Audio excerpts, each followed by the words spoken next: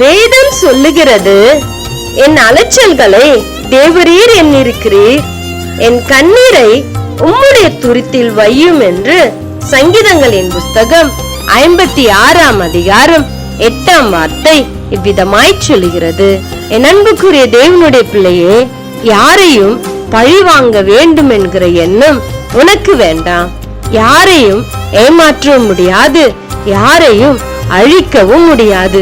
ஒரு மரத்தில் கெட்டு போன பழங்கள் தானாகவே கீழே விழுந்திடும். அதுபோலதான் உங்களுக்கு கெடுதல் நினைப்பவர்கள் தானாகவே விழுந்து போவார்கள். உன் கண்களின் தண்ணீர் தேவன் துருத்தியில் கணக்கில் இருக்கிறது என்பதை நீ மறந்து விடாதே. உன் அலைச்சல்களை தேவன் எண்ணிருக்கிறார்.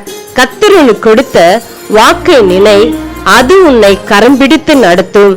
கர்த்தர் தாமே உங்களை ஆசீர்வதிப்பாராக. ஆமென்.